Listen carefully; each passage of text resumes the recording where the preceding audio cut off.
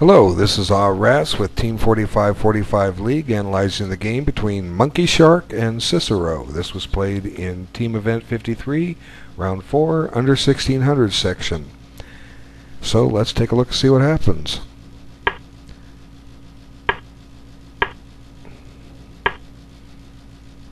Okay, it's the perk defense. And white declines an Austrian attack and just goes for one of the methodical, slow moves. Now I wonder if this is a position that black can do the center fork trick in. The point is, if knight takes knight, black gets d5 in. Of course, that pawn has moved twice, so maybe white can utilize that to his advantage. Let's just do the obvious. Okay, what's happening here? Black's lost his castling privilege, but he's going to castle artificially here real well, and he's got a couple of the defensive moves in place that he needs. Pawn to g6 and bishop to g7. It's black's move here, and as I said, he's going to castle here real quick by hand. So rook f8. Now if knight fg5 check, king g8, and I don't think white has enough here. Black's got the two bishops. There's a backward e-pawn, but that's not important right now. White doesn't have a good diagonal for his queen. He could try c3 with some ideas of putting the queen on b3 with check, but black has time to deal with that. But let's just take a quick peek. Okay, c3. If black plays d5 to shut that off, he gains a tempo on the knight, which may be okay, but it further entrenches his pawn on e6. But he's going to try to play to break with with e5. So let's just slow play it. Now that kind of takes the sting out of queen b3, so at some point white should castle.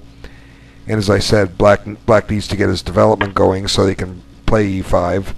Now it's close to being threatened, but not quite, because we've got this check to deal with. I don't necessarily want to play h6 and weaken the king side, but black can just continue with his development, queen e7 and bishop d7, and go about his business, and his e6 pawn is rock solid. White really can't get at it. But black should be better here, so I guess the lesson here is if the center fork trick comes up a little later, don't do it. So what white did, or black didn't do it, so that was good. This castling is fine. Now if white can get away with e5 at some point, it's something he'd like to do, but he doesn't want to trade queens and have that d file open up. The idea is you want to try to get both e5 and e6 in, but white can't really do it now. Okay, and he still can't. Okay, and then this is a common theme people do. They take the little extra tempos to go ahead and trade that knight for a bishop, but I don't think it really helps black all that much in any position, because I see this so many times and I never see the ending occur where the bishop beats the versus the knight, as I pointed out so many times in these videos. The famous game Stoltz versus Kashtan, The Hague, 1928. It's in my library. I think it's game 158. And Kashtan demonstrated how the lone bishop beats the knight in the endgame, and you should all know it. And people are allowing that ending, or not, and then not going into that ending when it's a possibility, because it's a win. You guys need to know it's a win and how to win it, and you'll win more games. That's why I tell people, watch my videos. All right. He takes on with the a-pawn, and white gets something for the giving up the bishop here and accepting double pawns. He has an open a-file that at some point black will probably have to stop and play a6 with. Okay, so now black wants to get e5 in, and white's still not quite ready for it. Maybe he should have played queen e2 to prepare e5, but then black has other moves. So this move here I kind of think is one of impulsiveness. White's not really ready to attack attack on the king side because his development isn't completed. He needs to castle first. Okay, and I'm not so sure about this move by black because his development isn't complete. He's ready to play e5. Okay, let's just look at it. Okay, well, no, he's not ready to play e5 because the rook gets deflected away. But we've got this bishop here. Let's use it. Okay, put it on g4. That's a good move. Okay, why is it a good move? Well, it takes the sting out of white playing h5 for one. Number two, it develops the piece and it clears the rook on a8 to get into the game when the time is right. And it lets white consume some clock time if he wants to allow bishop takes f3, which might not be a bad move. And then black returns the bishop pair, but white's got two sets of doubled pawns. So what's wrong with bishop g4? I don't see a tactical refutation to it. The only thing white could try here is bishop takes f6 and then knight d5, but black will find resources in that position. So knight g4 just doesn't smell right. Okay, and I think that's just a little too impulsive too. It looks natural, and maybe now's the time to do it. And my first thought is, again, you don't want to attack until you're developed, because white could sure, if that H file opens up, white could sure use an extra rook on that file. Okay, and now black's defense is predicated on this knight being here and securing h6. So the bishop comes back, and then black's going for the other bishop. Says, if you play it on e3, I'm going to have the bishop pair against two knights. Makes sense? So he puts the bishop on g3. But,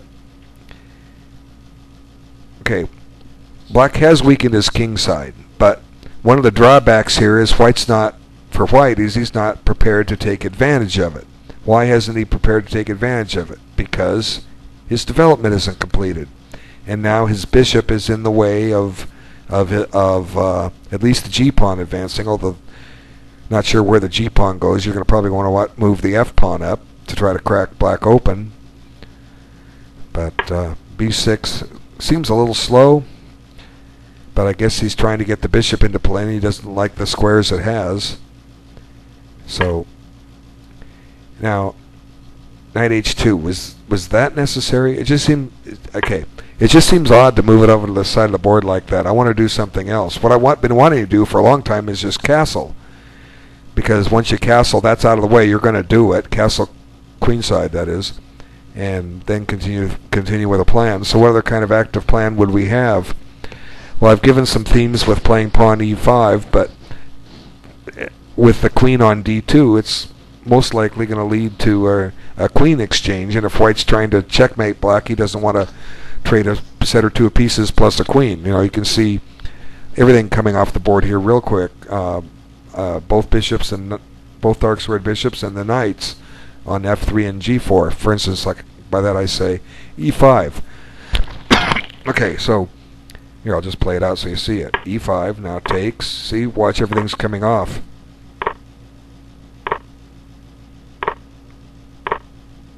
And where's the white attack? And now black has the bishop and the better game. Okay, so let's revert. So e5 you're not ready for it, but if the queen were on e2, well, here's what we'll do. We'll burn a move. Okay, I call this burning a move. I play something atrocious that shouldn't have any effect on the rest of the game. Let's just consider this pawn move our burning move, and it's really on a7.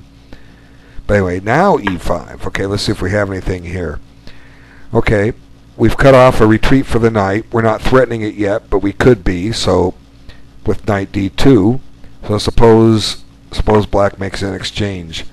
Okay, now we're still cutting that knight off. So black can't afford to play bishop b7 here so much. Okay, maybe for this we'll just burn this move for the sake of argument. Okay, c5. It just grabs some space. Now for the moment, white can't castle, but maybe he doesn't want to castle. Maybe he wants to play rook Well, I don't know about rook d1. It just helps the queen develop and so forth.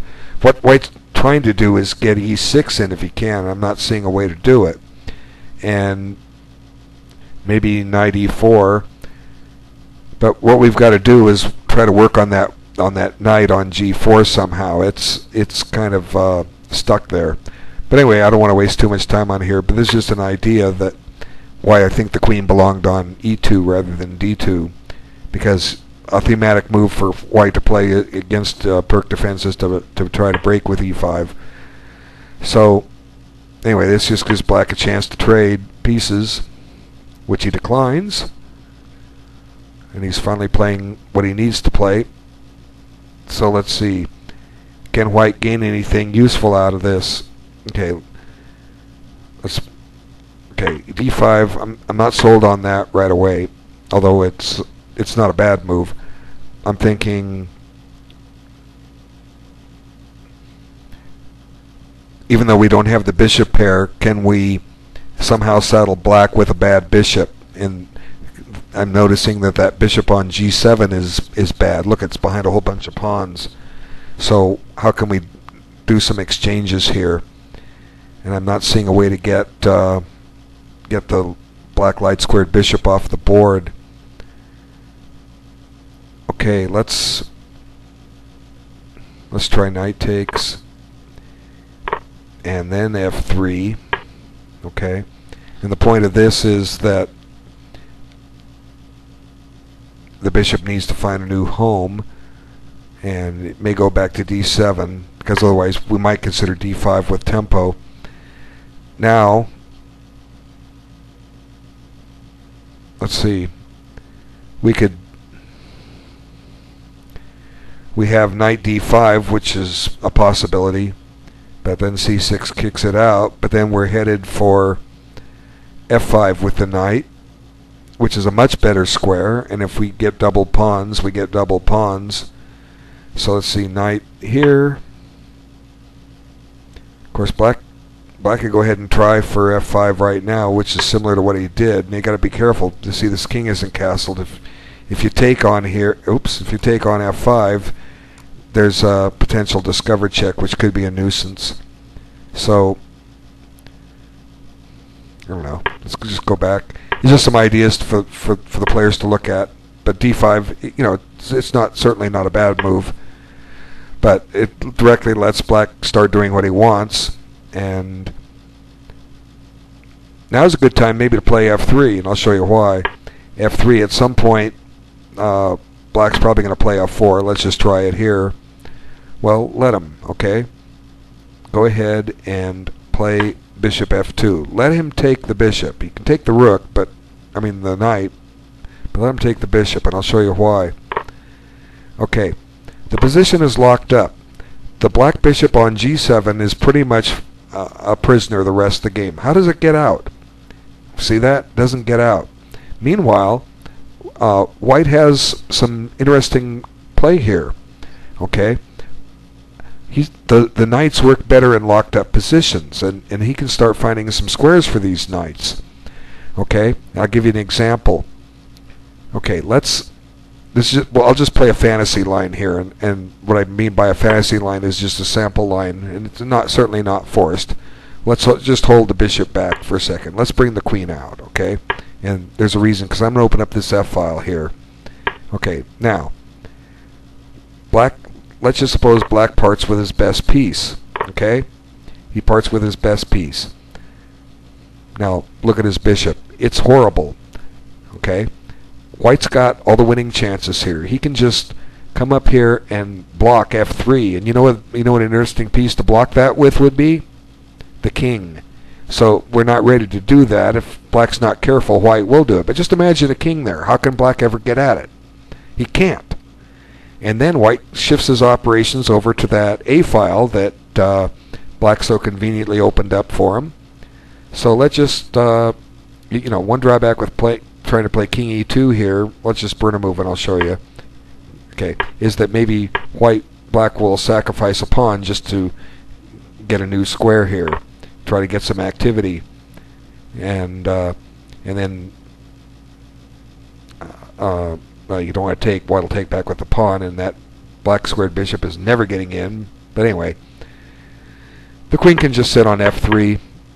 The queen can just sit on f3 just fine right here, and white can just carefully redeploy everything and play for some pawn breaks on the queen side, because there's certainly no more pawn breaks on the king side. There's only one battlefield now, and now is a good situation where I say the king would do a good job on f3. He could even get there later by castling just to connect the rooks, or king f2 and get him up there later. White doesn't necessarily want to play for g3 because that would open up the file, although that might not be bad. White can maybe play for knight into f5 then, but taking on f4 may not be good, because black could well take back with the e-pawn, and suddenly his bishop springs to life. So let's go back, see what happened. Okay, so he took here, and now we get this wish and zug, and maybe this is a position where white should just preserve the knight with similar motives. Let's see. Okay, if knight here, black has to play, he has to take the piece. Well, he doesn't have to this move, but it's not going anywhere. What white did was grab a pawn. I'm just looking at a different idea here. Suppose if takes, and we take, now the black bishop is still a prisoner. Okay, the only way it can get out, maybe black can play g4 here. That shuts in this bishop, but the idea is that we're going to try to get this bishop into play that way. And white still isn't castled yet, so I don't know. Maybe this is okay for black. Maybe black can do okay with this. So there was it's just an alternative. There's certainly nothing wrong with what white did. He grabbed a pawn, and it comes at the price of this really bad bishop. But that bishop's not going to stay bad forever, and I'll demonstrate how we activate it in a little bit. Okay, g4, and finally he castles. That's out of the way. Good. And now f3. Okay, unfortunately what's going to happen is white just blunders the game away in a couple of more moves. So let's consider this position for a moment. Who's better here? It actually is kind of even, but how do they play this? Okay, we've got King's Indian style position here with these two different pawn chains. The only difference is, we see this as a King's Indian. The only difference is white's king is on the queen side. Normally it's on the king side, and black is trying to conduct some kind of an attack. But here we don't have that, so white still has 3 open lines to play on. He's got maneuverability, and black is down to 2. Objectively, in the King's Indian, this is black's best piece, but unfortunately there's no king at the end of the tunnel, so it's not really helping black all that much. So let me just wipe out these circles and arrows. Okay, go back. Okay, so how to continue here? The problem piece for black is his dark squared bishop. He's going to have to get it activated somewhere, and the only place to activate it is by way of h4, and white's got to seek to try to avoid that. Let's see what black played. This almost seems risky because you might be walking into some discoveries, but it does serve the purpose of pinning the bishop. But this is a point where white can just go ahead and give up that pawn. Okay, let's play here and let's give up the pawn. Let's just give up the idea that we're going to attack black on the king side right now. We'll save that option for later. What we're going to do is we are going to redeploy our pieces on the queen side. Okay, now what does black do here? Well, he can go chase a rook. The rook just comes up. Okay, it shuts in the bishop, but now the rook has ideas of getting over to h2, and now there's a pin. So I don't know if black has made any progress here or not. So, but white's purpose now, like I say, is that he'll secure f3 is one weak point, the base of his pawn chain, and this bishop, like I said, where is it going to get active? Well, it's going to get active a little later, f2, e1, and then at the right time, and then eventually we're going to start advancing queenside pawns and it'll come in handy somewhere. Even if we don't go to e1, it's going to come in handy at some point somewhere. And it's good to keep it on that diagonal because we don't want black coming in and trying to trade it off or see some important squares, and really that black bishop is serving as a pawn. It's a shield for the king, and we're not even going to try to attack the king yet. We're going to go try to get something somewhere going over there on the queen side, and if black advances some pawns, maybe there'll be some weaknesses there. You know, right now c7 is weak, but that's how we play this. But anyway, unfortunately, after this move, black plays a tricky move, and I'm curious how much time white took. I forgot. White to play and do the worst he can. Well, the impulsive move is, oh, look, a free piece. And let's see how much time he took. He took time, plus 27 seconds, so he took over a minute on it. But how could he miss the reply here? I mean, it's fake, so obvious. F3 check, and you know the queen is lost. So I showed what black could have, or what white could have tried, and now he's into this. He's down 2 pieces. He's got 2 passed pawns on the king side, but he's not set up to help him, and black's got this potent passed pawn down there on the 7th, and it's not clear how white progresses here. His bishop's tied up, and black just starts infesting the position. Now the king comes over to try to help out, although it may get in danger. There goes 1 pawn. Oops, looks like another one's falling. No, he didn't want it. Now he puts the king back, decides he doesn't want to be there after all. And now that e4 pawn is pretty much a goner. Okay, he saves it. Now there's more threats here. The threat is queen takes bishop, rook takes, rook check, and it's over. So knight d1, rook e1, that's good. It also supports e1. A little desperado move. There's not much going on here. Just a check, pick up the piece, trade the rook first. And now white can finally get rid of the pawn, but at what price? Oh, he walks into a pin, and that does it. Game over. Well, there was some chances in here for white, and there's certainly some interesting complications in there, and hopefully I've given some ideas that you folks can take forward into your next game and into your homework when you go over these games and find something better. I thank everyone for their time, and we'll talk to you all soon. Take care. Bye now.